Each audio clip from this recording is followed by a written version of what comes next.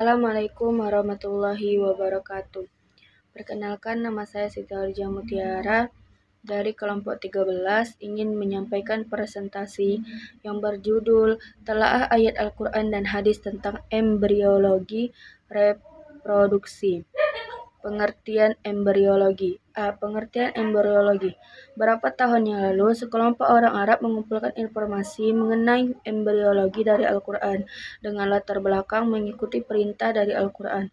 Terdapat dalam Quran surah An-Nahl ayat 43 artinya, dan kami tidak mengutus sebelum kamu kecuali orang-orang lelaki yang kami beri wahyu kepada mereka. Maka bertanyalah kepada orang yang mempunyai pengetahuan jika kamu tidak mengetahui. Quran Surah An-Nahl ayat 43. Semua informasi dari Al-Quran dikumpulkan dan diterjemahkan berbahasa Inggris dan ditunjukkan kepada yang mana beliau adalah seorang dan Ketua Departemen Anatomi di Universitas Toronto, Kanada. Kelahirannya mendapat wewenang tertinggi dalam bidang embriologi.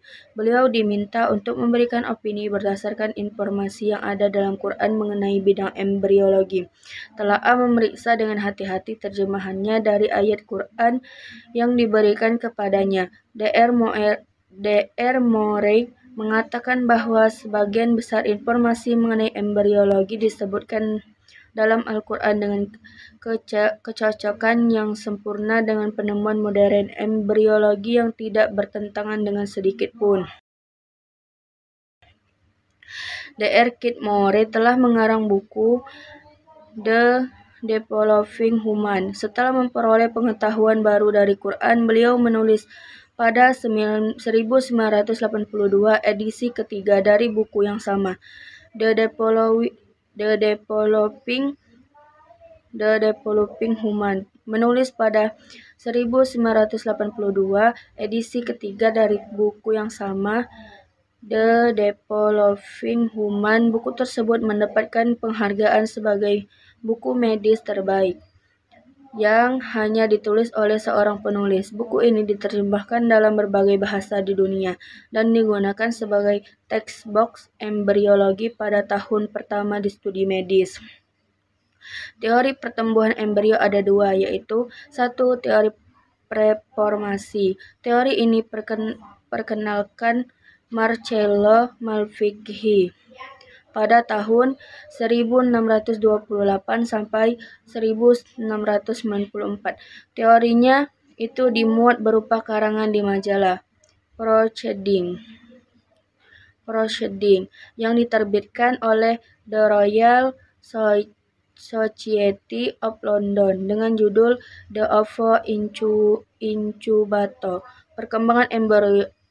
Perkembangan embrio ayam. Ada dua aliran kemudian tumbuh dari teori preformasi ini, yaitu aliran ovulisme. Aliran ini berpendapat bahwa pada ovum tergantung alat-alat dalam bentuk mini, sedangkan spermatozoa itu hanya untuk merangsang pertumbuhan embrio. B. Aliran animalculisme.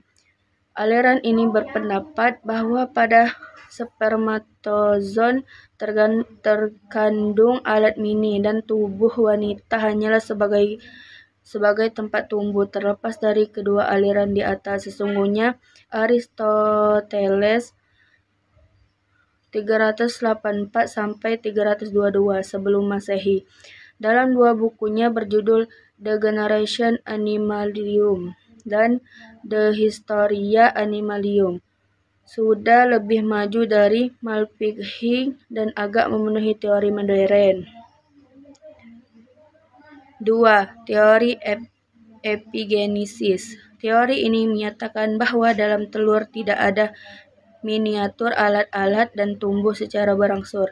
Yang memperkenalkan teori ini ialah Caspar Friedrich Wolf dari tahun 1733 sampai 1794. Ia mendasarkan teorinya kepada penelitian embriologi ayat-ayat dari Al-Quran. 1.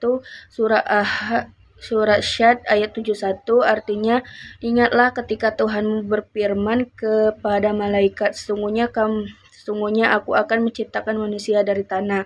2. Surah Al-Hajj ayat 5 artinya, hai manusia, jika kamu dalam keraguan tentang kebangkitan dari kubur, maka ketahuilah, sesungguhnya kami telah menjadikan kamu dari tanah, dari setetes mani, dan dari sekumpal darah. 3. Surat Az-Zumar ayat 6 yang artinya, Dia menciptakan kamu dari seorang diri, kemudian Dia jadikan daripadanya istrinya, dan Dia menurunkan untuk kamu 8 ekor yang berprasangka dari binatang ternak. 4. Surat Al-Mu'minun ayat 12-14 artinya, dan sesungguhnya kami telah menciptakan manusia dari suatu saripati atau berasal dari tanah. 5. Surat Al-Insan ayat 2 artinya, sesungguhnya kami telah menciptakan manusia dari setetes mani yang bercampur. 15:35 yang kami hendak mengujinya dengan perintah dan larangan. Karena itu kami jadikan dia mendengar dan melihat. Tahapan embriologi. Fase embriologi yaitu fase pertumbuhan dan perkembangan makhluk hidup selama masa embrio yang diawali dengan peristiwa fertilisasi sampai dengan terbentuknya janin di dalam tubuh induk betina. Fase embrionik. Fase embrionik terbagi menjadi 3 fase. 1. Fase merula, suatu bentukan sel seperti bola atau bulat akibat pembelahan sel terus-menerus. Merulasi yaitu proses yang terbentuknya merula. Dalam fase ini, zigot membelah secara mitosis berturut-turut sehingga menjadi 2, 4, 8, 16, dan akhirnya 32 buah sel. Fase blastula adalah bentuk blastula adalah bentuk blastula ditandai dengan mulai adanya pembelahan sel dengan mengadakan pelapukan yang tidak beraturan, bentukan lanjutan dari merula yang terus mengalami pembelahan. Bentuk blastula ditandai dengan mulai adanya perubahan sel dengan mengadakan pelapukan yang tidak beraturan. C. Pengertian reproduksi. Reproduksi adalah suatu proses biologis di mana individu organisme baru diproduksi. Reproduksi adalah cara dasar mempertahankan diri yang dijadikan oleh semua bentuk kehidupan setiap individu organisme. Ada sebagai hasil dari suatu proses reproduksi oleh pendahulunya. Cara reproduksi secara umum dibagi menjadi dua jenis, yaitu seksual dan aseksual. Reproduksi seksual adalah reproduksi dengan menggabungkan sel kelamin jantan dan betina. Reproduksi manusia normal adalah contoh umum. Reproduksi seksual secara umum, organisme yang lebih kompleks melakukan reproduksi secara seksual. Pembahasan reproduksi dalam ilmu kedokteran cukup luas. Pembahasan tersebut antara lain mencakup otonomi fisiologi, proses pembuahan dan perkembangan janin, hormon-hormon yang berkaitan, dan lain-lain. Sperma dibentuk oleh testis atau testis. Cairan laki-laki yang disebut semen itu terutama berisi beberapa komponen. 1. Sperma yang dalam keadaan normal agar dapat menyebabkan fertilisasi bersifat ghosting yang aktif bergerak. 2. Prostaglandin yang menyebabkan kontraksi terus sehingga membantu transport sperma ke tempat fertilisasi. Sperma terdiri dari 23 kromosom, di mana satu kromosom menentukan jenis kelamin embrio. Kromosom di ovum selalu X bila kromosom Y tercampur dengan kromosom X dari ovum akan menjadi laki-laki XY. Bila sperma X bercampur dengan X, ovum akan menjadi jenis kelamin perempuan atau XS. Uterus atau rahim merupakan tempat pembuahan embrio dan berkembangnya nanti akhirnya keluar sebagai bentuk sempurna seorang bayi. Terus merupakan tempat yang aman untuk pembuahan embrio karena beberapa alasan. 1. Lokasi uterus dapat di tulang pelvis wanita yang dilindungi oleh ligamen atau tali pengikat dan persia atau lembaran-lembaran yang mensupport menahankan uterus dari samping dan membuat rahim tetap bisa mobil dan tumbuh sehingga ratusan kali pada kehamilan cukup bulan. 2. Otot cervix dan perineum fiksasi uterus pada tempatnya. 3. Adanya hormon progesteron. 4. Embrio di dalam rahim. Di dalam rahim dikelilingi oleh membran-membran yang membedakan yang menghasilkan cairan amnion atau ketuban.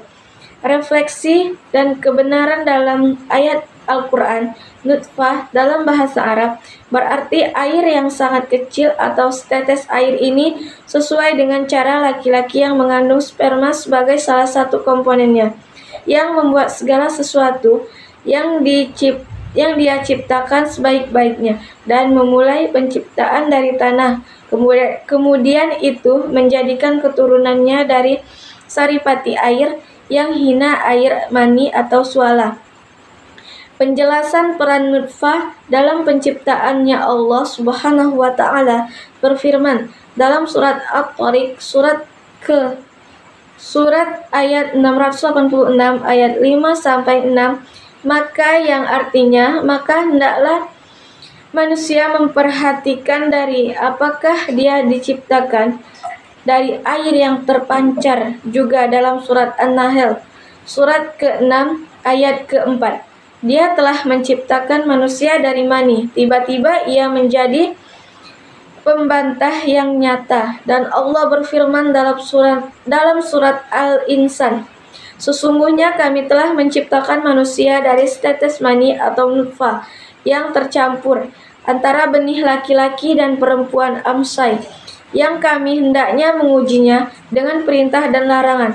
Karena itu kami jadikan dia mendengar dan melihat. Al-Quran dalam surat An-Najm surat 53 ayat 45 sampai 46, penyebab menyebutkan bahwasanya dialah yang menciptakan berpasang-pasangan laki-laki dan perempuan dari air mani. Apabila dipancarkan, siapa yang memberitahu Nabi Muhammad SAW bahwa sperma atau nutfah dengan salah satu tipenya Y atau X bertanggung jawab untuk menentukan jenis kelamin embrio. Sedangkan dalam Al-Quran, di mana telah ada sejak abad 14, abad yang selalu kenyataan ini telah dipaparkan secara jelas di dalamnya. Pada masa filsuf Yunani,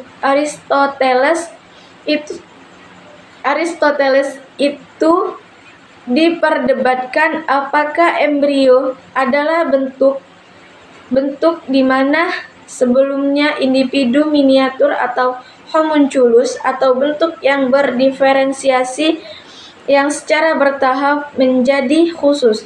Prinsip induksi embrio dipelajari oleh ahli embrio Jerman Hans Adolf Edward Dries yang ditindaklanjuti penelitian Rous pada telur katak di tahun 1890-an. Hans Spemann yang dianugerahi hadiah Nobel yang pada tahun 1935. Ross G. Harrison adalah seorang ahli biologi Amerika terkenal. Karyanya